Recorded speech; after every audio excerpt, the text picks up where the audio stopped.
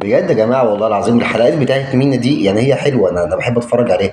بس بتحسسني ان احنا في كوكب، وفي ناس احنا ما نعرفش عنها حاجه في كوكب تاني. بجد والله، يعني ايه مثلا واحد في جيم وفي واحده جت قال ايه يعني مش واخده بالها فقعدت على حجره بالصدفه، ياه ايه ده انت حجرك نار، ابعت لي السناب شات بتاعك يعني. من الايام آه مره كنت في الجيم، وانا قاعد بتمرن في بنت ما كانتش واخده بالها، فقعدت على ايه، ما ترحموا دي. هو الولد انتم مفلترينه جين زي بس. ازيك يا ادم عامل ايه؟ طب ما كده عرفنا يعني صاحبك كان بتتحمل من مين؟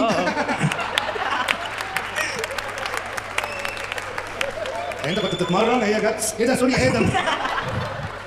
ده اللي حصل والله. ده اللي حصل فعلا. ده اللي حصل. بقت صاحبتي مقربه دلوقتي. دلوقتي بقت صاحبتك المقربه، ما دي اكيد اقرب واحده قربت لك. مش فاهم، يعني هي مثلا هي كده هي في الجيم مش شايفه البني ادم اللي قاعد، يعني فجاه ما خدتش بالها فقعدت على حجر الواد، ولما خدت بالها يا عيني يا ولدها طلبت السناب شات بتاعه.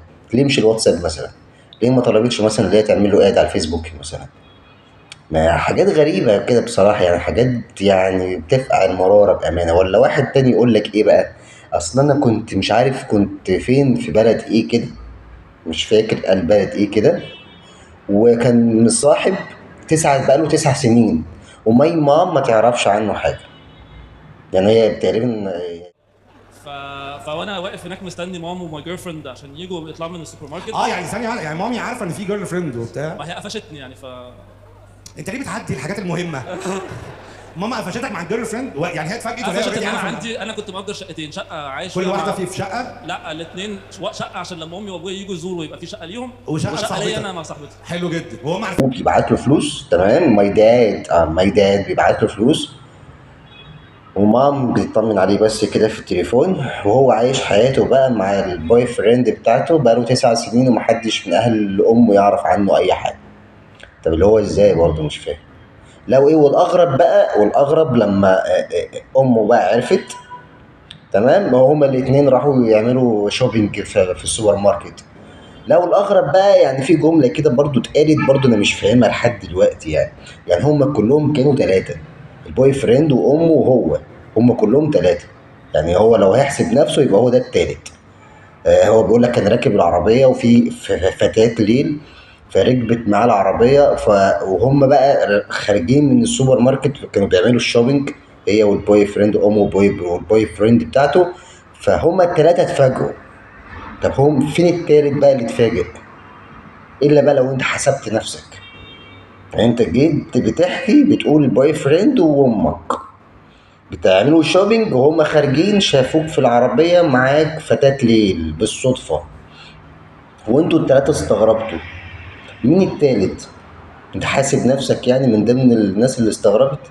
لو الاغرب بقى تقول لك ايه بقى، يقول لك ايه بقى، اللي هو لما سافر مصر بقى وخلاص استقر، تمام، عمل عمرة. تمام يا عم عملت عمرة، فعمين بيقول له طب خلاص انت تبت يعني خلاص ليك علاقة باللي هو، بيقول لك لا والله المسافة بعيدة، فكسل، مش تاب كسل.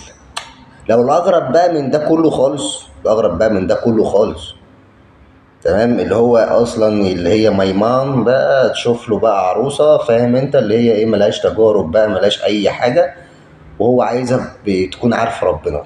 هو بقى مينا بقى في اللقطة دي قال جملة عجبتني جدا بصراحة، لما الواد قال له أنا عايز واحد تعرف ربنا، فقال له اعرفه أنت الأول. أنت يعني أنا الجملة دي بصراحة يعني أنا مش عارف أقول لك إيه بصراحة، يعني إيه، لا الجملة دي جميلة. أنا بصراحة أنا حبيت الجملة دي فيه، يعني لا بجد أنت أبهرتني، الجملة عجبتني جدا. اعرفه أنت الأول فعلا، اعرف ربنا أنت الأول، بعد كده دور على بنت الحلال اللي تعرف ربنا. ولا واحد تاني يقول لك ايه، اصلا انا جيت اعمل تحليل مخدرات البوي فريند. تعالى انس ايوه، قال لك كنت هعمل تحليل نيكوتين مع ابويا، خليت صاحبتي هي اللي تعمل بيبي في الكوبايه عشان هو بيشرب نيكوتين، فالنتيجه ان هو طلع حامل. ولا ما اعرفش مين، بوي فريند بتاعته دخلت عشان تعمل بيبي بقى في الكوبايه بداله، عشان هو بيشرب نيكوتين بقى وبيشرب مش عارف ايه، فطلعت حامل. اللي هو ازاي معلش، سيبك من اللي هي حامل اصلا، ماليش دعوه بيها نهائي، يعني ما ماليش علاقه هي حامل ولا مش حامل يعني. دلوقتي هو تحليل النيكوتين او تحليل المخدرات ده ملوش علاقه اصلا، مش هيبين اذا كانت هي حامل ولا مش حامل، مش هيبين ده. وانتوا كمان انتوا يعني يعني بتكلموا ناس متخلفه مثلا. انت دلوقتي رايح تعمل تحليل مخدرات، رايح تعمل تحاليل نيكوتين وسجاير وحشيش ومخدرات ومش عارف ايه وليله زرقاء. ايه اللي هيبين موضوع الحمل بقى في التحليل بتاع النيكوتين؟ ده حاجه وده حاجه تانية خالص، مش هيبان اصلا. الا بقى لو انت عملت تحليل بيتا، تحليل بيتا ده اللي بيبين فيه حمل او مفيش حمل. فانت رايح تعمل تحليل نيكوتين، تحليل مخدرات وتحليل مش عارف ايه وتحليل ايه. فايه اللي جاب الحمل في التحليل ده؟ ايه اللي جاب القلعه جنب البحر؟ يا جماعه انتوا بتتكلموا خلاص بجد والله. هي دي حلقه مثلا متفبركه؟ فاي حد بيقول اي حاجه عشان خاطر يعمل شو مثلا في الحلقه. ما تحسسونيش ان انتوا في كوكب واحنا في كوكب تاني خالص. ولا في واحد تاني بيقول لمينا ايه بقى؟ انا دافع 500 جنيه، فمين يقول له ايه الاخبار؟ عاملين ايه؟ نعم. يعني ايه 500 جنيه؟ دي فلوس؟ انت هتشتريني بيها ال 500 جنيه؟ انت لو دفعت 700 اروح معاك يعني؟ دي فلوس؟ انت هتشتريني بال 500 جنيه؟ يا عم مينا، انا بس عايز اقول لسعادتك حاجه. 500 جنيه بالنسبه لي انا فلوس. لا هي فلوس، معلش يعني انا ساعات بقف على 100 جنيه، مش على 500 جنيه. انت بتقول 500 جنيه بالنسبه لك يا مينا مش فلوس؟ تمام يا عم، هي مش فلوس فعلا في الوقت، في الزمن اللي احنا فيه ده هي فعلا مش فلوس. بس اللي هو انت متخيل اللي انت بتقول انت هتشتريني بال 500، او انت تخيل اصلا الحفله بتاعتك التيكت ب 500 جنيه. انت متخيل انا مثلا اخد مراتي وعياله وما اعرفش ايه وبتاع، ادفع مثلا 2000 3000 جنيه عشان خاطر لو الصف الاول غير الصف الاخير غير الصف اللي في النص، فكل صف تقريبا بسعر. بدليل اللي انت قلت واحد سعودي يا فقير انت ليه ما قعدتش في فين؟ من السعوديه وقاعد ورا ليه يا فقير؟ معكش فلوس؟ معكش فلوس؟ ده انت لو قلبتها بالمصري تقعد 4 صفوف هنا. في الصف الاول معنى كده اللي هو في الصف الاول ده بفلوس، او الصف التاني بفلوس والاخير بفلوس وفي الصف في النص بفلوس. فيعني الناس عايشه في كوكب واحنا عايشين بقى فعلا في كوكب تاني خالص. يعني احنا ما شاء الله يعني احنا مش موجودين.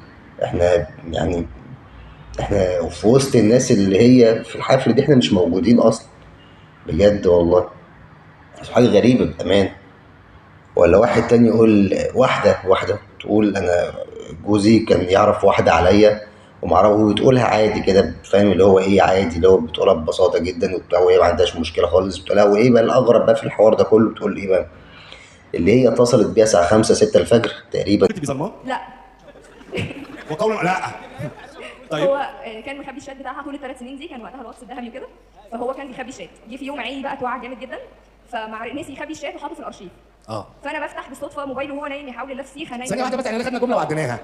انت ليه بتفتشي وراه؟ لا ده طبيعي. ليه الطبيعي؟ لا هو مش موضوع قله ثقه، هو مش موضوع قله ادب، دي مش قله دي قله ادب. هو حضرتك كون ان انت بتنخوري وراه ليه؟ انا عندي بقى فضوليه، لازم اعرف كل حاجه. وجوزها في الوقت ده كان تعبان فسابته لحد ما يخف، وبعد كده مسحت بكرامته الأرض هو كمان. يعني هو كمان خد نصيبه. يعني هي برضه حقانية بصراحة، شهادة لله يعني. هل في واحدة عاقلة، في واحدة في الموقف أزم بتاع الخيانة والشغل اللي احنا عارفينه ده؟ احنا طبعا عارفين يعني معظم الستات اللي هي بتهب منهم، تمام. هل بقى هي هتستنى جوزها لحد ما يخف وتعمل معاه الدنيئة؟ ما اعتقدش، ما اعتقدش بأمانة. يعني تعرف اللي جوزها مثلا يعني في وقت تعبه اللي هو اصلا كان بيخونها، اللي هو شافت الشات بينهم، مع ان هو اصلا اعتقد هو بيمسح الشات اول باول، يعني اكيد مش هيفضح نفسه. لا هي شافت هو كان بيخبي الشات، وهو يعني هو تقريبا هو تعبان او في حاجه كده فنسي اللي هو يخبي الشات، فهي شافت الشات بالصدفه فاتصلت بيها الساعه 4 5 الفجر وهزقتها، واستنت لما جوزها يخف يقوم بالسلامه، تمام. وبعد كده عملت معاه الصح يعني.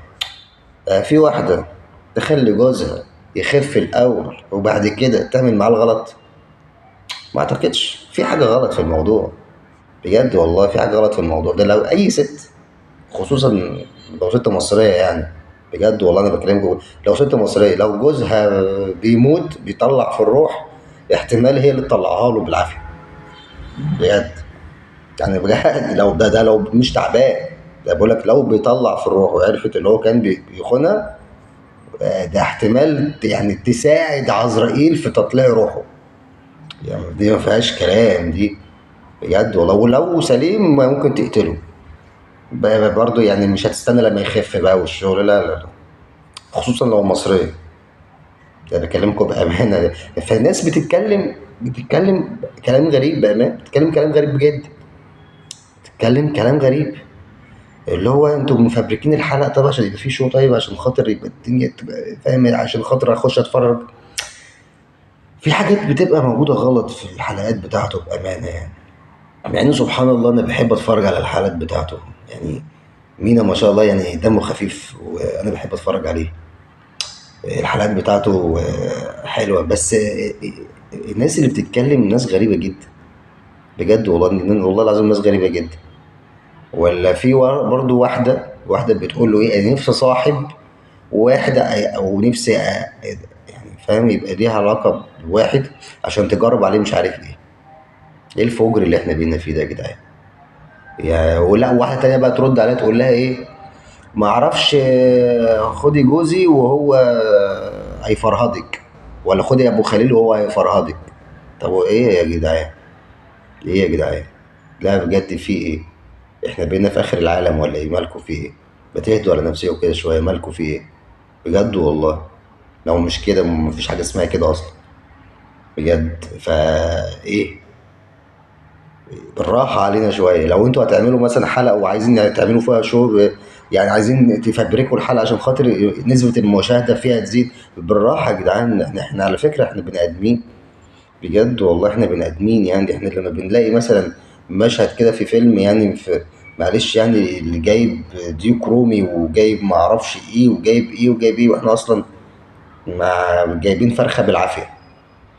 فبالراحه يا جدعان شويه. ولا نلاقي مثلا اتنين بيعملوا مسابقه مثلا في اكل، اللي هو مين ياكل قبل التاني، واحنا عمالين ايه بنتفرج على على المقطع بتاعك، على الفيديو بتاعك، وعمالين نريل. احنا نفسنا في الاكل اللي انت بتاكله ده اصلا. انت متخيل؟ يعني متخيل تعمل بقى ايه مسابقه اللي انت سباق اكل، عمال تاكل انت الحلو كله، تاكل سندوتشات همبرجر، وتاكل مش عارف ايه وتاكل ايه وتاكل ايه، واللي انت بتتسابق انت وزميلك، تمام، واحنا عمالين نريل احنا، واحنا عمالين نتفرج، احنا مش عارفين نجيب الاكل اللي انت بتاكله ده بجد والله يعني. بجد الرحمه حلوه يا جدعان، بجد الرحمه حلوه. في ناس خد بالك اقول لك على حاجه، اقول لكم بس على حاجه بجد. في ناس بتفطر، هو الفطار عامة في الطبيعي فول وطعمية، ماشي. في بقى الناس اسلوب حياتها اصلا ده فطار، يعني فطار غدا عشاء فول وطعمية. ده اللي انت متعرفوش، او يعني او اللي انتوا تقريبا عاملين نفسكم ما تعرفوش.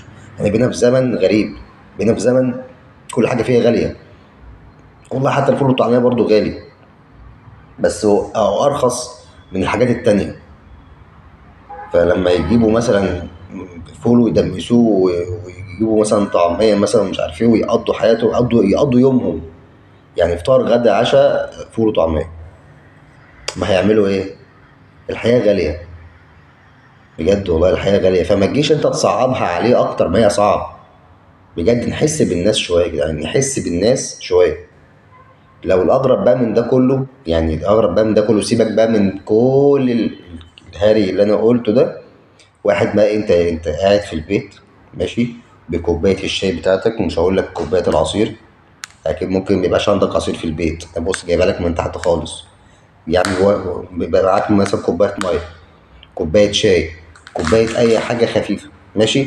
ومعلش يعني انا اسف في الجمله، انت قاعد بفانلة مقطوعه اصلا ماشي، بفانلة مقطوعه اذا لو كنت لابسها اساسا خلاص. بيجي لك بقى مكالمه تليفون يقول لك يا فندم احنا عاملين عرض على فيلا ب3 مليون جنيه بدل 5 مليون جنيه، يا تلحق يا ما تلحقش. 3 مليون ايه؟ 3 مليون ايه معلش؟ يا عاملين عرض ب3 مليون بدل 5 مليون؟ لا ده عرض فعلا ما يتفوتش يا جدعان، ده عرض ما يتفوتش. انا مش لاقي اكل، تعمل لي عرض 3 مليون بدل 5 مليون، يا تلحق يا ما تلحقش. ده كده العرض ده مغري بتاعك. انت اصلا جبت رقم منين؟ اصل على فكره الناس دي بدات ترن عليا كتير جدا في تقريبا حد مسوحهم عليا. في حد قال لهم مثلا انا مثلا ابن نجيب ساويرس مثلا. هو انا مش ابن نجيب ساويرس ولا حاجه يا جماعه، انا اجيب منين؟ يعني انا اول ما بقبض ببقى نجيب ساويرس، يعني 3 في الشهر 5 في الشهر ببقى اجيب منين؟ يعني مش عارف والله اقول لكم ايه بامان، بجد والله. ارحموا ميتين امي، ارحموا ميتين امي. انا لو معايا 3 مليون جنيه اصلا مش هرد على التليفون. يعني انا اصلا لو معايا 3 مليون او 4 مليون او 5، انا مش هرد على التليفون اساسا. ده انا هعين واحد يرد لي على التليفون. يعني انا مش هيبقى عندي وقت ان انا ارد على التليفون اصلا. 3 مليون جنيه، انت متخيل؟